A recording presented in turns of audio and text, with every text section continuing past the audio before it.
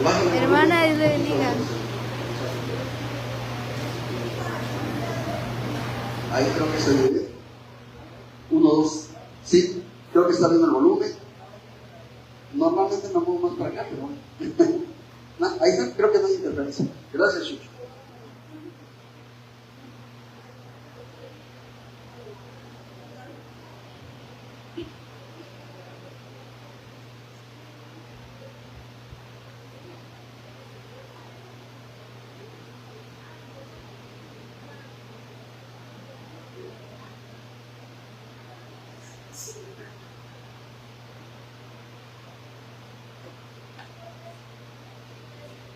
Bueno, ya estamos transmitiendo. Saludamos a los que nos ven por las redes sociales. Bienvenidos donde quiera que estén. Y a los que estamos aquí en casa, bienvenidos sean. Pueden tomar asiento. Dios les bendice y Dios les ama. Amén. Dios nos ama, hermanos. Dios nos ama mucho.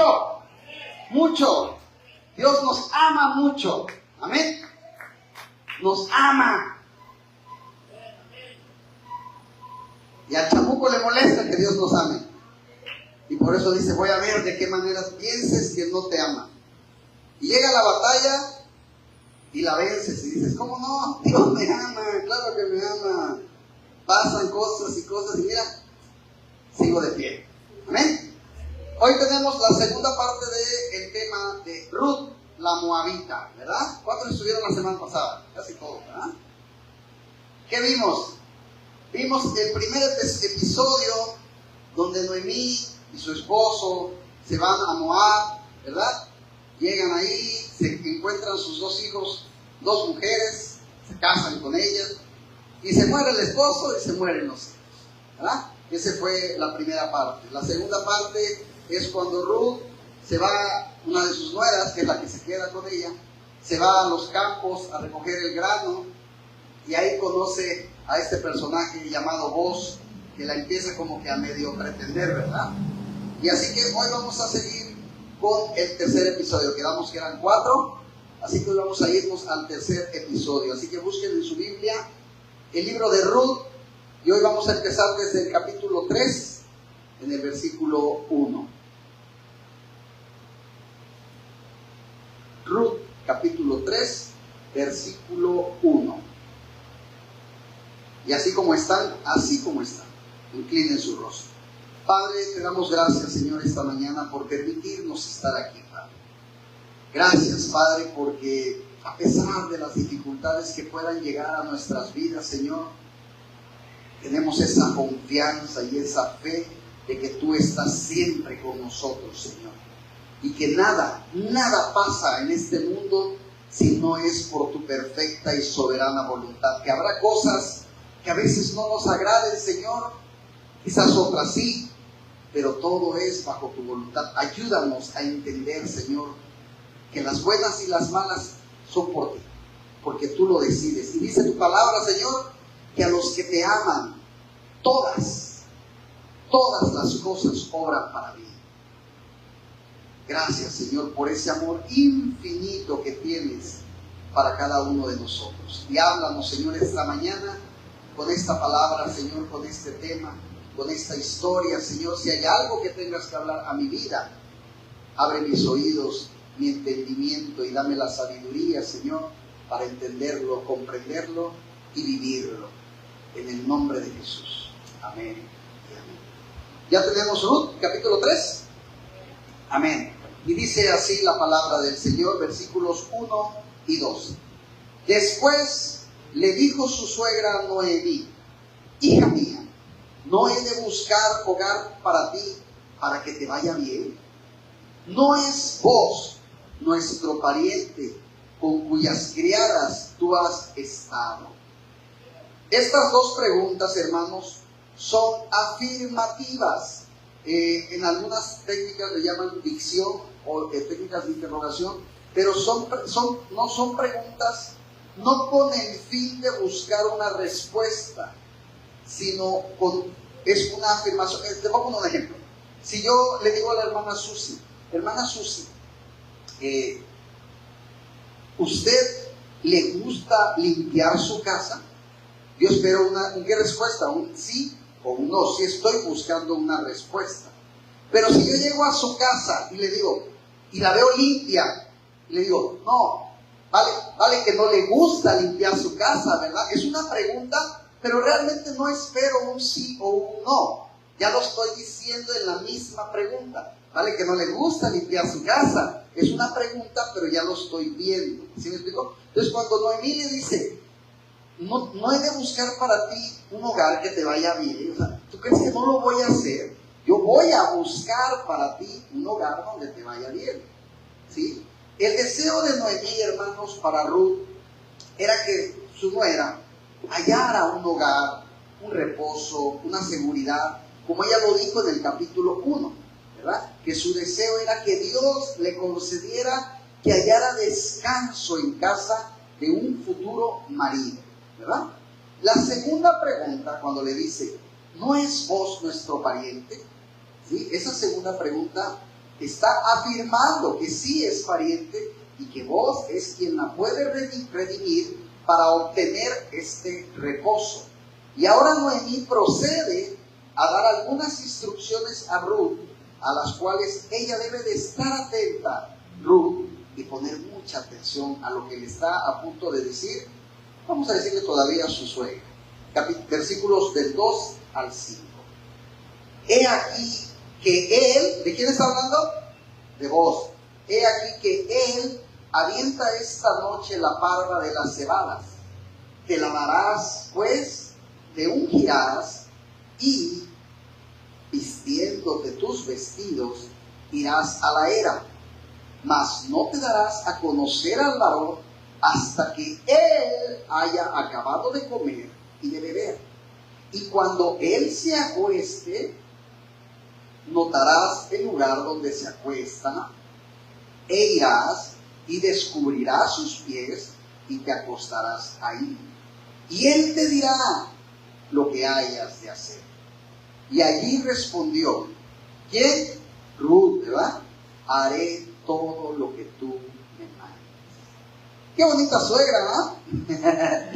Vas a ir a buscar al galán, esperas que corra, después bajita la mano, te vas a ir a acostar con él. Fíjate nada más, chulada, dice. Dice, así quisiera haber tenido una suegra. Pero ojo, ella era viuda, hermanas, ya, ¿eh? Entonces Ruth escucha y acató las indicaciones que le está dando Noemí. Versículos 6 y 7. Descendió pues a la era. ¿Qué era la era, hermanos? Valga la redundancia. Era el lugar, en el capítulo, en el versículo que leímos anterior, Noemí le dice, irás a la era. Y ahora aquí dice, descendió pues a la era. ¿Qué era? La era. Lugar donde se tirillaba el grano. Así se le decía a ese lugar, donde tiraban el grano, se llamaba la era. E hizo todo lo que su suegra le había mandado. Y cuando vos hubo comido y bebido, y su corazón estuvo contento, se retiró a dormir a un lado del montón. Entonces ella vino calladamente y le descubrió los pies y se acostó a sus pies. La palabra pies del hebreo, hermanos, se usa únicamente 4 veces en la Biblia. Y las 4 veces, curiosamente, aparecen en el libro de Ruth. Capítulo 3, aparecen en el versículo 4, 7, 8 y 14. Y esta palabra de pies se entiende literalmente, para que no le busquen teología a lo que no es teólogo, como los pies de vos. Que Ruth usó, ¿por qué se descubrió los pies vos? Más o menos les explico la foto. Los pies, Ruth los usó como cabecera o apoyo para la cabeza. Quiere decir que ella se le acostó en sus pies como almohada. Quiero pensar que a vos no le olían los pies, si no Ruth no se hubiera acostado ahí. Entonces, ahí se acuesta Ruth, ¿sí? Como cabecera. Y la palabra pies no es lo que en algunos lados dicen que se usa de manera superficial para decirle pies a los genitales del hombre. No, mentira. Cuando oigan eso, no es cierto. ¿Sí? Y con ello, ¿qué tratan de explicar estas personas que predican diciendo que pies significa genitales? Piensan o manipulan la historia que obviamente al Ruth acostarse ahí, tuvieron una actividad sexual entre Booz y Ruth. ¿Sí? Pero esto, mis hermanos, no está comprobado en las Escrituras. ¿Sí? Incluso, les repito, en hebreo la palabra pies es pies. ¿Sí? Así que Booz, siendo un hombre aparte, ojo con lo que ya habíamos hablado antes, Booz era un hombre recto y Booz era un hombre respetuoso de la palabra de Dios. ¿Sí? Y por lo tanto, por lógica, un hombre que respeta la palabra de Dios no se iba a acostar con una mujer que todavía no era su esposa. ¿Sale? No hay evidencia, hermanos, de que Booz y Ruth hayan tenido relaciones sexuales en la era. Pero por lo que vamos a ver a continuación, esta fue la acción que Ruth tomó en miras a que Booz le propusiera matrimonio. Versículos 8 y 9. Y aconteció que a la medianoche se estremeció aquel hombre y se volvió. Es decir, sintió a alguien en sus pies y reaccionó y dijo, a ver, ¿qué está pasando aquí? Y he aquí una mujer estaba acostada a sus pies. Entonces él dijo, ¿quién eres? Y ella respondió, yo soy Ruth, tu sierva. Extiende el borde de tu capa sobre tu sierva, por cuanto eres pariente cercano. La expresión extiende el borde de tu capa conlleva la idea de protégeme. El borde de tu capa es como cuando el hombre le echa la chamarra, el suéter a la mujer en la lluvia, ¿no?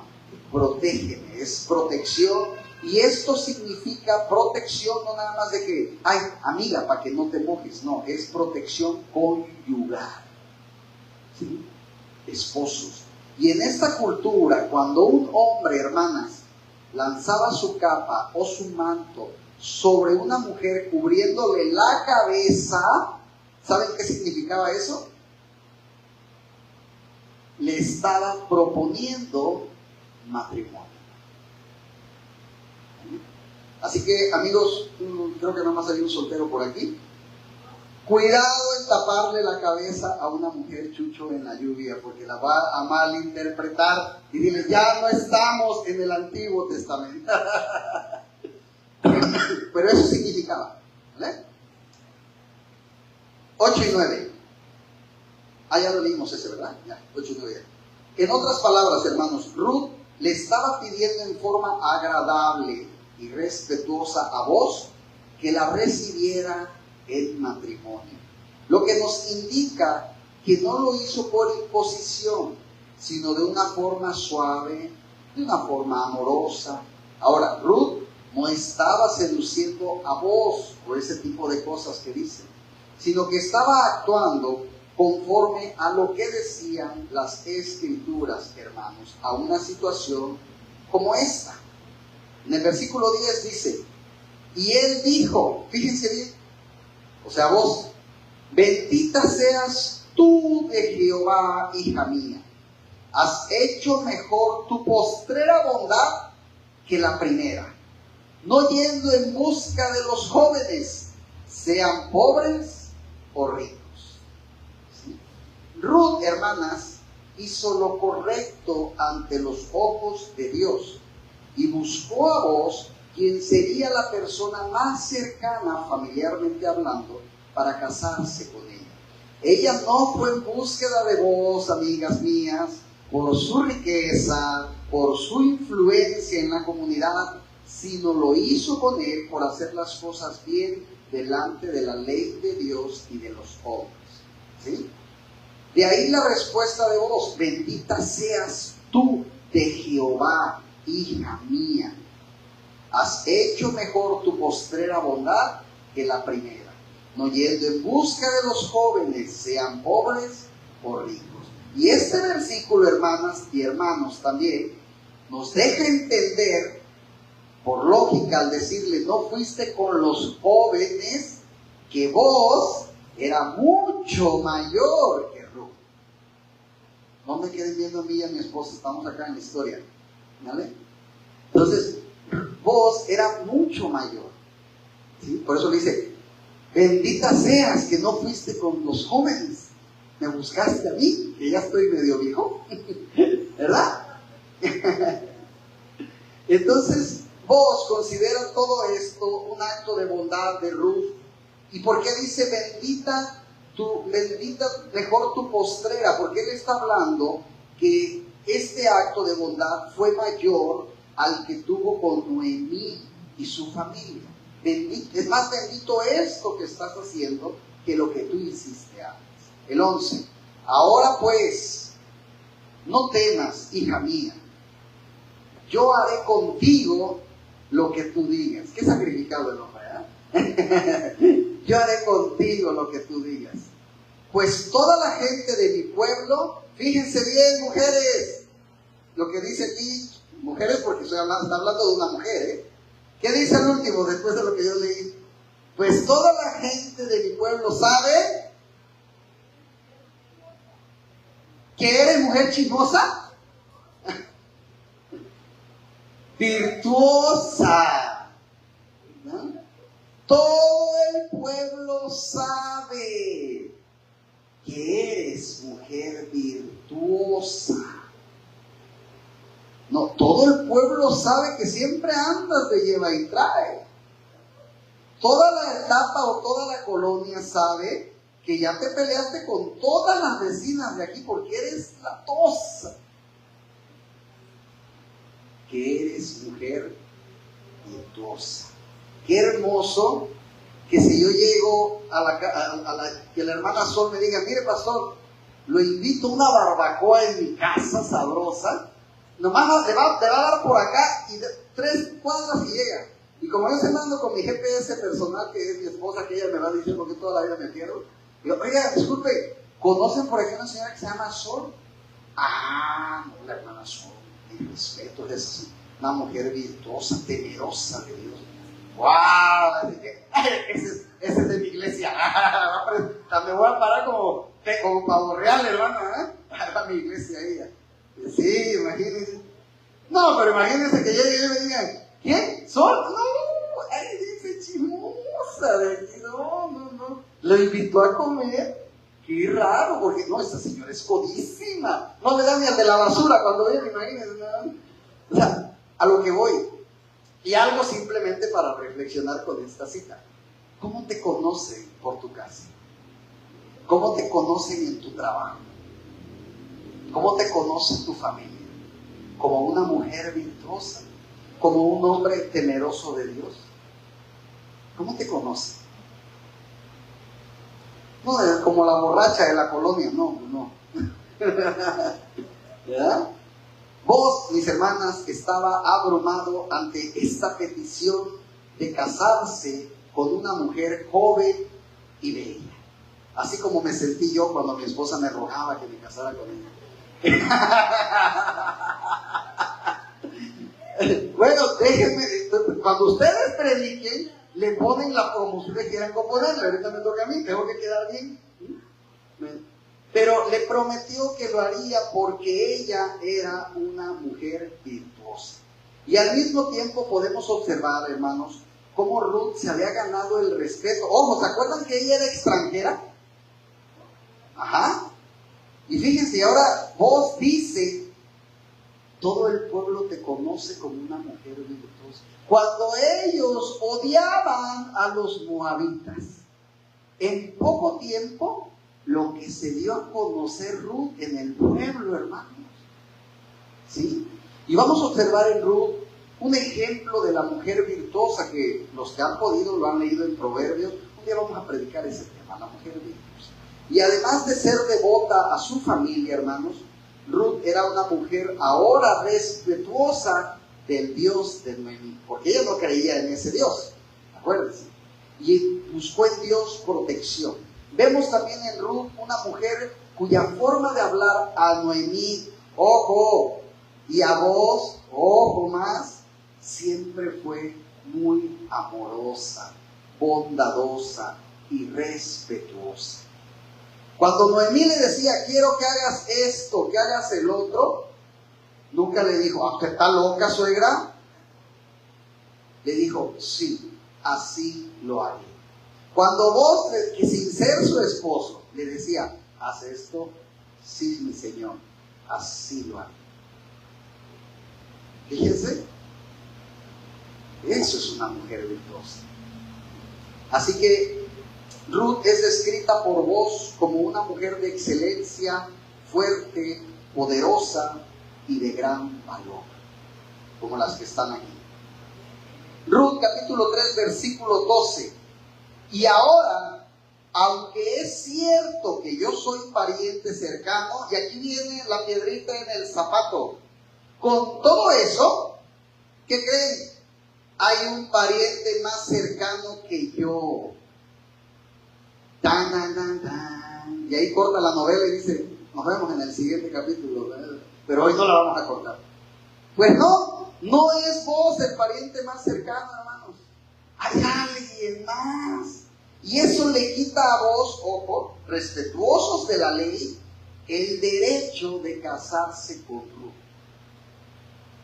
Sí, vos no tenías objeciones por casarse con Ruth, pero sí había un pariente más cercano, y este era un asunto, hermanos, que se tenía que arreglar, ¿saben cómo? Legalmente. No es, oye, pues resulta que yo soy primo, pero tú eres como que medio hermano, te toca a ti. ¿Te quieres casar con ella? No, entonces yo. No era así. Era legalmente. En el versículo 13 dice, pasa aquí la noche, y cuando sea de día, si él, está hablando del otro pariente, si él te redimiere, bien, redímate. Mas si él no te quisiere redimir, yo te redimiré, vive Jehová. Descansa pues hasta la mañana. Yo aquí veo a un hombre, hermanos, y aquí esta cita nos da un ejemplo de muchas situaciones de la vida, Sí, hay una bronca. Viva Jehová. ¿Sabes cómo entiendo ese viva Jehová? Si es de Dios, va a ser. Y si Dios no quiere, vive Jehová. Tranquilo, confiado, no se exaspera, no se preocupa. Mira, si hay alguien, pero platícalo, si él quiere, bien, y si no, confiemos en el Señor. Y esa es la actitud que tú y yo tenemos que tener en situaciones. Sí, te puedes quebrantar, puedes llorar, pero puedes decir, Señor, yo confío. Eres humano, te duele, estás sintiendo, pero eso no quiere, porque muchos cristianos, ojo, ¿y por qué lloras? ¿Qué no confías en Dios? Sí, pues soy humano, soy de carne, tengo sentimientos, y como no es tu hija, como no es tu esposa, como no es tu mamá la que está internada, tú me dices que porque lloro, quiero ver cuando sea la tuya, yo te voy a decir también, ¿por qué lloras? No, hermano, somos cristianos, no somos robots, que no es lo mismo, ¿vale? Somos carne y sentimos. Así que ahora todo dependía si este famoso pariente, el más cercano, quiere casarse o no. Pero vos dices, por mí no hay problema. Versículo 14. Y después que durmió a sus pies hasta la mañana, se levantó antes que los hombres pudieran reconocerse unos a otros. Porque él dijo, no se sepa que vino mujer a la era. Fíjense, un hombre respetuoso, le es temprano, levántate, no quiero que te vayan a ver y vayan a hablar mal de ti. Un caballero en toda la extensión de la palabra. Vete, no quiero que andes en boca del mundo. Vete. Y esto lo hicieron ellos sabiamente para no dar lugar al chisme, hermanos, a los malos entendidos, ¿sí? Que pudieran presentarte por haber pasado la noche, ¿verdad? Imagínate un día se te descompone el carro en casa de tu primo y ya no, y son las 2 de la mañana y el primo te dice, no, ya sabes que está peligroso, te quedas, no pasa nada, y sales en la mañana y los vecinos, ¿viste? ya anda con él, ¿no? Él la levanta temprano, así era más o menos aquí. Por eso yo creo que él la levanta temprano y le dice, antes de que te vean. En el 15, después le dijo, quítate el manto que traes sobre ti y tenlo. Y teniéndolo ella, él midió 6 medidas de cebada y se las puso encima, y ella se fue a la ciudad. Vos, mis hermanos, en su gran amor y compasión por esta mujer, le proveyó aparte de alimento para que se lo llevara a su casa. Y en esta historia, tanto Noemí, Ruth y Boaz, hay algo que tienen en común los tres. Siempre actuaron con benevolencia, con lealtad, con fidelidad y con compromiso. Las 6 medidas de cebada también se constituyen una garantía de la promesa de Boaz en que si el pariente aquel no se quiere casar, él se casa. Del 16 al 18. Y cuando llegó a donde estaba su suegra, ésta le dijo, ¿qué hay, hija mía? Y le contó ella todo lo que con aquel varón había acontecido. Y dijo, estas 6 medidas de cebada me dio, diciéndome, a fin de que no vayas a tu suegra con las manos vacías. Vístense nada más. Hijita, lleva comida para que no le llegues con las manos vacías a tu suegra. Y entonces Noemí dijo, espérate, hija mía, hasta que sepas cómo se resuelve el asunto. Porque aquel hombre, nos habla del otro pariente, no descansará hasta que concluya el asunto hoy. Noemí sabía que para que Boaz se casara con Ruth, tendría que haber una orden jurídica. Y también sabía que Boaz iba a llegar hasta el final y hacer todo lo posible para casarse con Ruth. ¿Por qué sabía Noemí que Boaz iba a hacer lo posible por casarse con Ruth? Porque estoy viendo que te da comida, estoy viendo que te cuida, estoy viendo que te protege. Ese hombre te quiere, no se va a deshacer tan fácil de ti. ¿Sí? Cuarto episodio y último, la cuarta parte. Y vámonos al capítulo 4, hermanos. Versículo 1. Boaz subió a la puerta y se sentó ahí, y he aquí pasaba aquel pariente, ahora sí, ahí va el otro, aquel pariente de quien Boaz había hablado, y le dijo, fulano, no lo invento yo, así dice la Biblia, fulano, ven acá y siéntate. Y él vino y se sentó. A ver, casi le dijo como Vicente Fernández, ¿verdad? Siéntate, aquí vamos a tomarnos una cosa. Sí, le está diciendo, a ver, vamos a platicar, tú y yo tenemos mucho de qué hablar. Boaz diligentemente subió a la puerta. ¿Se acuerdan? Ya les dije dónde era la puerta, ¿eh? La puerta de una ciudad o aldea jugaba una parte importante, mis hermanos, en las ciudades de Judá en esos tiempos. Excavaciones revelan, hermanos, actualmente que las ciudades en Palestina se construían de una manera muy cerrada, no con espacios abiertos como por ejemplo el Foro Romano. Y había algunos espacios a las puertas para que ahí la gente se reuniera y hablara de negocios. La puerta era el centro y la vida de la ciudad, era como el zócalo de una ciudad. Entonces ellos se encuentran en la puerta. La puerta era el lugar para reuniones muy importantes, pero más que todo era para negocios legales. ¿No ven? Entonces la puerta era el lugar para encontrarse con las personas con quien tú ibas a hacer un negocio. Boaz estaba en el lugar apropiado para llevar a cabo su negocio legal con aquel pariente más cercano. Ahí se sentó Boaz hasta que pasara este pariente, fíjense nada más, hasta a quien él ya conocía. Cuando él lo ve, lo llama y se sienta con él a hablar sobre su responsabilidad de casarse con Ruth. Versículo 2. Entonces él tomó a 10 varones de los ancianos de la puerta de la ciudad y dijo, sentaos aquí. Y ellos, Boaz, el pariente y los 10 ancianos se sentaron. ¿Por qué le habló Boaz a 10 personas, hermanos? Ahora, no dice a 10 personas comunes y corrientes, 10 ancianos. Y cuando dice ancianos, no se refiere exactamente a los más viejitos, a los más sabios. ¿Sí? Entonces, ¿por qué? Quiero que vengan, porque este hombre y yo ahorita vamos a hablar de negocios. Y yo necesito jueces y testigos. No nomás vamos a hablar él y yo solo y al otro diga que no, que él no dijo eso. Hay testigos. Este hombre es muy inteligente. ¿Sí? Entonces, en el versículo 3.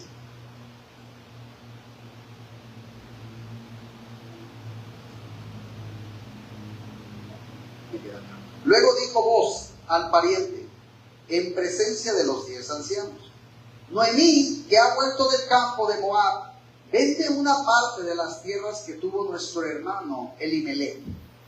Acuérdense que Noemí deseaba vender una parte de la tierra, mis hermanos, que le había dejado su esposo. Pero para venderla, primero tenía que redimirla el pariente más cercano a él, de quien administraba temporalmente, puesto que Elimelech le habría vendido posiblemente antes de partir por los campos de Moab. El título de propiedad de la tierra aún estaba en poder de la familia de Elimelech. Y la venta de la propiedad, en realidad, acuérdense, no era una venta, sino un alquiler. Porque como aprendimos, nadie era dueño de la tierra, solo Dios, ¿verdad? Para redimir la tierra, mis hermanos, en este momento, se requería de un pago al ocupante de la misma por el alquiler, por la renta. Y vos iba a pagar ese precio redimiendo así a Noemí y por ende a Ruth. Versículo 4. Y yo decidí hacértelo saber y decirte que la compres en presencia de los que están aquí sentados. ¿Quiénes? Los 10 ancianos. Y de los ancianos de mi pueblo. Si tú quieres redimir, redime. Y si no quieres redimir, declarármelo para que yo lo sepa. Porque no hay otro que redima sino tú o yo. ¿Quieres casarte con ella? Dímelo. Y si no, también. Porque aquí nada más va a quedar esto entre tú y yo. No hay más. No le pienses. ¿Sí? Dice, después de ti, y él respondió, yo redimiré. Nótese, mis hermanos, que vos harías saber esto no solo a los 10 ancianos que se sentaron con él, sino también dijo a los demás ancianos del cuerpo legislativo, les dijo como los ancianos de mi pueblo, ¿verdad? Lo cual nos hace pensar que iba a haber 2 audiencias o 2 procesos judiciales.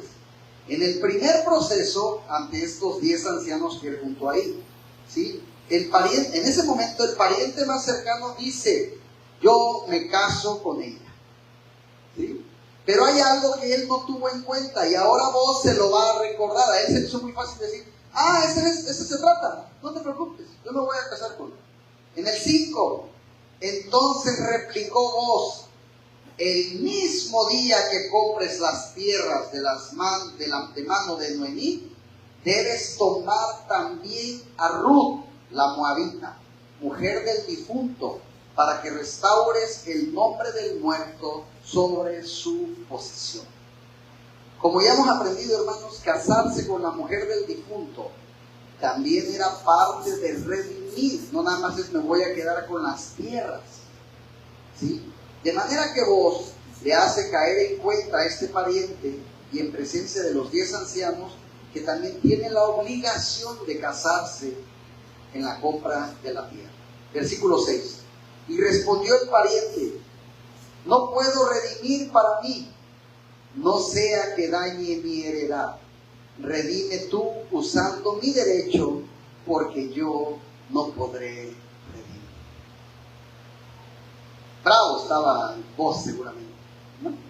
¿Sabes qué? Si se trata de que aparte de la tierra también me tengo que casar, hazlo tú. Yo no. El pariente responde que si tiene que casarse con la viuda, no puede poner en peligro su heredad y le cede el derecho de redimir a vos, quien entonces, ahora sí, legalmente, pasa a convertirse en el pariente más cercano a Ruth. Versículos 7 y 8.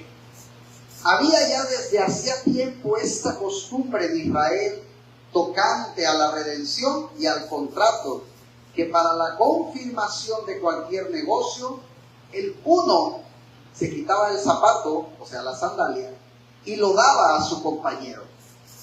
Y esto servía de testimonio en Israel. Entonces el pariente dijo a Booz: tómalo tú. Y se quitó el zapato, o sea, la sandalia.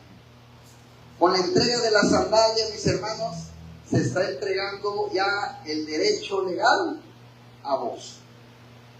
¿Sí? Versículo 9. Y Booz dijo a los ancianos y a todo el pueblo: vosotros sois testigos hoy de que he adquirido de mano de Noemí todo lo que fue de Elimelech y todo lo que fue de Kelión y de Mahalón, o sea, del papá y de los hijos. Se quedó con todo, hasta con la mujer. Le fue bien. El versículo 9 es el que podría estar refiriéndose a la segunda audiencia, pues dice que Booz dijo a los ancianos y a todo el pueblo. Al principio estaba con los ancianos, ¿se acuerdan? Y ahora se dice a todo el pueblo. Los otros ancianos mencionados en el versículo 4. Booz no pudo haberle dicho esto a todos los habitantes de Belén, mis hermanos, era imposible. El pueblo a quien les estaba diciendo se estaba refiriendo a los otros ancianos, a los de la junta, que representaban al pueblo en transacciones legales y comerciales. Versículo 10. Y que también tomo por mi mujer a Ruth la Moabita, mujer de Mahalón, para restaurar el nombre del difunto sobre su heredad, para que el nombre del muerto no se borre de entre sus hermanos y de la puerta de su lugar. Vosotros sois testigos hoy. En esta cultura, hermanos, la ley de Dios era la ley de la tierra. Y todo se había hecho conforme a la justicia divina. Y es así como ahora Booz se puede casar con Ruth. No obstante de ser un periodo, mis hermanos, donde mucha gente se había apartado de Dios y muchos hacían lo que se les daba la gana, aún así, hermanos, Booz hizo ante Dios y ante los hombres lo que era correcto. Hoy, tú y yo vivimos en tiempos donde también al mundo no le importa la ley de Dios. ¿Sí? No le importa lo que diga Dios. No le importa lo que Dios quiera para nuestras vidas. Pero tú y yo debemos ser como Booz. Hacer lo correcto sin que eso nos importe. ¿Sí? Oye, pero es que él se cambió de sexo.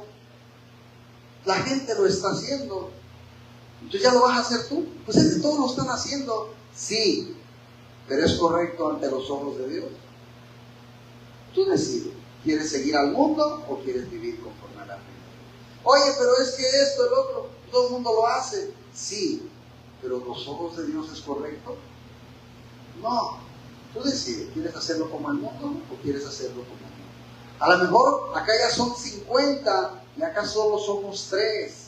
Y me van a criticar, y me van a juzgar, y me van a decir, pero es que acá somos 50, ya son 3, que no te das cuenta que estás mal, que estás anticuado, que eso es religiosidad.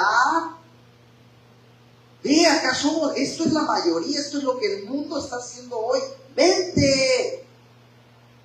No me importa si yo me quede solito de este lado, yo voy a seguir haciendo lo que es correcto ante Dios. ¿Sí? Vive la vida, solo se vive una vez. Sí, pero son 80 o 90 años, nada más. Pero allá es una eternidad. Prefiero mejor ser aburrido 80, pero estar alegre toda la eternidad. ¿No? Aburrido lo digo porque ellos así lo llaman. Que según ellos, o esas, o las personas que viven fuera de Dios, viven una vida feliz, ¿no? El 11 y el 12. Y dijeron todos los del pueblo, o sea, los ancianos del pueblo, que estaban a la puerta con los ancianos, o sea, los otros 10. Testigos somos. Jehová haga a la mujer que entra en tu casa como Raquel y a Lea, las cuales edificaron la casa de Israel. y tú seas ilustre en Éfrata y seas de renombre en Belén. Y sea tu casa como la casa de Fares, el que Tamar dio a luz a Judá, por la descendencia que de esa joven te dé Jehová. Y en estos versículos podemos observar la expectativa del pueblo de Israel, hermanos, por el Mesías que se anunciaba que venía. Y se regocijaban con la decisión de Booz de tomar a Ruth como esposa, pues esta unión, mis hermanos, daría continuidad al linaje de Cristo prometido desde Génesis, mismo que ellos anticipaban. 13:15. Booz, pues, tomó a Ruth, y ella fue su mujer, y se llegó a ella. Y Jehová le dio que concibiese y diese a luz a un hijo. Y las mujeres decían a Noemí: loado sea Jehová, que hizo que no te faltase hoy pariente, cuyo nombre será celebrado en Israel, el cual será restaurador de tu alma y sustentará tu vejez, pues tu nuera que te ama lo ha dado a luz, y ella es de más valor para ti que 7 hijos. Y a todas las que son mamás y están aquí hoy, no creo que le encuentren sentido a esta última frase. Ella es de más valor para ti que si tuvieras 7 hijos. Y todas las, no, un hijo vale más que cualquier nuera. Pues imagínense qué tan buena nuera fue que le dijeron que ella valía más que 7 hijos. ¿Cómo trataría Ruth a Noemí? ¿Cómo la trataría? Para ser de más valor que 7 hijos. No que 1, ni que 2, que 7 hijos. El nacimiento de Obed cambió la tragedia de Noemí, que observamos lo que le pasó en el capítulo 1. Cambió esa tragedia en gozo, en alegría, pues este niño era en turno su pariente redentor, restaurador de su alma, y quien sustentaría o quien la sustentaría en su vejez, y cuyo nombre sería muy famoso en Israel, pues de él continuaría el linaje del Cristo restaurador de todas las almas. Y vamos a ver también en el versículo 15 el valor que Noemí le daba a Ruth al decirse que valía más que 7 hijos. Era algo de gran estima para una mujer en esta cultura. Pero el valor de Ruth, hermanos, como mujer, tal como dice en Proverbios 31:10 de la mujer virtuosa, su estima sobrepasa largamente las de las piedras preciosas. Y ese es el valor que Noemí le daba a Ruth. ¿Qué valor les daban a ustedes sus suegras? No me digan. Ruth era una gema preciosa que resaltaba en tiempos de oscuridad, como lo fue la época del periodo de los jueces, donde no había ningún respeto para Dios. Cada quien hacía lo que se le venía en gana. No existía ninguna guía, ninguna dirección espiritual. La adoración a los ídolos era desenfrenada. La gente hacía lo malo ante los ojos de Dios. Pero en medio de toda esta oscuridad surge una mujer con gran humildad, con gran amor, lealtad, fidelidad y compromiso para con Dios. Y su familia, valores intrínsecos y más preciosos que algún tipo de fama o de fortuna. El libro de Ruth, mis hermanos, nos enseña, entre muchas otras cosas, que no importa cuán feas o malas se vean tus circunstancias, Dios, con su gran amor, con su misericordia, siempre están ahí. Amén. Solo se requiere, hermanos, que nosotros tengamos la voluntad y hagamos el esfuerzo tal como lo hizo Ruth. Seguramente Ruth no tendría toda la dimensión del propósito de su vida, tampoco nosotros sabemos el propósito y la importancia de nuestras vidas hasta que la veamos en la perspectiva de la eternidad. Nuestra toma de decisiones, hermanos, hermanas, debe de estar basado tomando en cuenta los valores eternos de Dios. Debido a la fidelidad y a la obediencia de Ruth, su vida y legado fueron significativos para toda la humanidad. ¿Sí? Aunque ella no observara todos estos resultados a primera vista. Vivamos tú y yo en fidelidad a Dios, sabiendo que el significado de nuestras vidas, hermanos, se va a extender mucho más allá de nuestro tiempo de existencia en este mundo. Versículo 16. Y tomando Noemí el hijo, lo puso en su regazo y fue su aya. ¿Qué es un aya? Es una persona encargada en las casas principales de custodiar niños o jóvenes, de cuidarlos, como las famosas nanas. ¿Sí? Y tomando Noemí el niño, lo puso en su regazo y fue su nana. Ella se dedicó a criarlo. Y las que son abuelas sabrán a qué me refiero, ¿verdad? Noemí cuidaría de este niño como un tesoro. Le vino a alegrar esa amargura que tuvo ella por un momento. Versículo 17. Y le dieron nombre las vecinas diciendo: le ha nacido un hijo a Noemí. Y lo llamaron Obed. ¿Y saben quién es Obed? ¿O quién fue Obed? Después, cuando ese bebé crece, tiene un hijo. Y ese hijo se llama Isaí. ¿Y saben quién fue Isaí? El papá del rey David. Qué hermoso, ¿no? Nótese que este versículo dice que las vecinas dijeron que le había nacido un hijo a Noemí, pero en realidad no fue a Noemí, fue a Ruth a quien le nació. Para que vean cómo son las vecinas.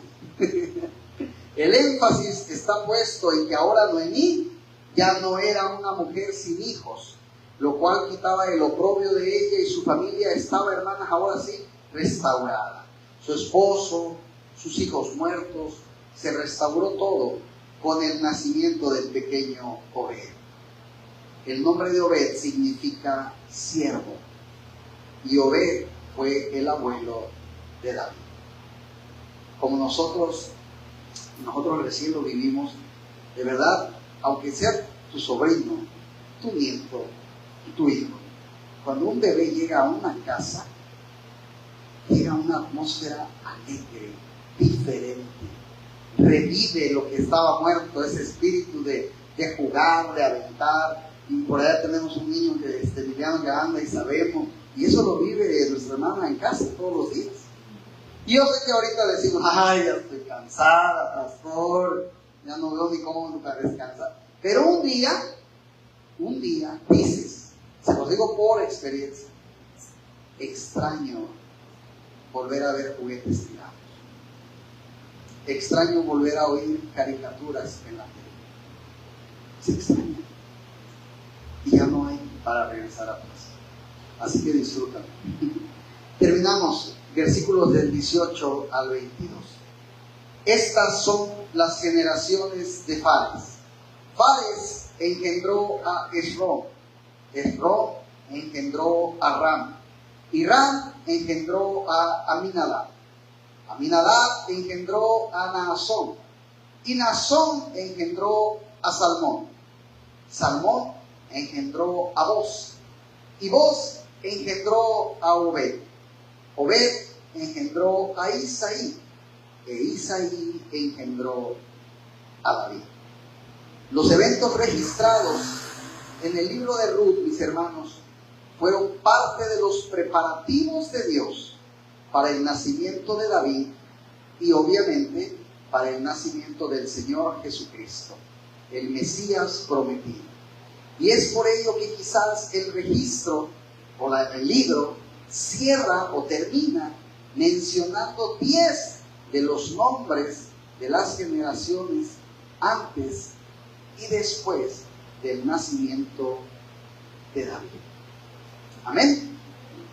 Sin duda, hermanos, es una historia digna de estudiar, de repasar, de aprender, de conocer, y que deja mucha enseñanza a nuestras vidas. Y no nada más a las suegras, o no nada más a las nueras, nos deja muchas enseñanzas en muchos aspectos. Los hombres podemos identificar a un hombre lleno de la palabra de Dios, un hombre que siempre actuó conforme a la palabra de Dios, que fue dijeran las damas, un caballero en toda la extensión de la palabra. Pudo haberse aprovechado de esa mujer necesitada que nadie conoce, que necesita comer y me viene a pedir comida. Lo pudo haber hecho, claro. No lo hizo. Al contrario, la ayudó. ¿Sí? Una mujer que llegó como desconocida y terminó siendo conocida como una mujer virtuosa, como una mujer llena de Dios. Un gran ejemplo que sin duda todos debemos aprender. Amén. Vamos a orar. Padre, has hablado, Señor, a tu pueblo, has hablado tu palabra, Señor, y sé que has puesto en mí únicamente palabra tuya, Señor. Gracias, Señor, por este mensaje. Gracias, Padre, por lo que has hablado y por lo que seguramente seguirás hablando a nuestras vidas. Ahora nos toca a nosotros, Padre, poner en vida, poner el vivir esta palabra, Señor. Poner el ejemplo ante los demás, Señor, de que estamos aprendiendo palabra tuya, Señor. Que no seamos solamente oidores, Padre, sino que también seamos hacedores de tu palabra, Señor. Que seamos la sal de este mundo, que seamos la luz de este mundo, Señor, que cada vez está más oscuro, Padre. Ayúdanos, danos la sabiduría, Padre, para llevar las buenas nuevas a todo aquel que lo necesite, Padre. Gracias, Señor. Trabaja, ayúdame a trabajar más en mi vida. Abre mi entendimiento, quítame todo orgullo, toda falta de perdón, Señor, para que yo cada día pueda parecerme un poquito más a ti, Señor. Bendice, Señor, a mi familia, bendice a mi iglesia, bendice a mis hermanos. Bendícenos, Señor, que tu mano, Señor, protectora, no se quite sobre ninguno de nosotros, Señor. Somos pecadores y lo aceptamos, Padre. Te pedimos perdón por ello, Señor. Queremos ser más limpios, Señor. Queremos pecar menos. Ayúdanos. Acrecenta, Padre, acrecenta nuestra fe, que quizás todavía nos falta todavía trabajar más en ella, Padre. Gracias, Señor, porque ningún día ha habido en que nos dejes sin un plato de pan en la mesa, Señor. Gracias por este mensaje, por este servicio, Señor, y que esta semana tú puedas ir con nosotros, estar tu presencia con nosotros en nuestros hogares, en nuestros trabajos, en nuestros caminos a casa, a la oficina, en donde quiera que vayamos, Señor. Si tu presencia no va con nosotros, no nos permitas salir, Señor. Cuídanos y bendícenos, Padre. Y que el próximo domingo o el próximo miércoles, los que puedan, podamos estar aquí nuevamente para seguir alabándote, glorificándote y aprendiendo de lo que tú quieres para nuestras vidas. En el nombre de Cristo Jesús. Amén y amén.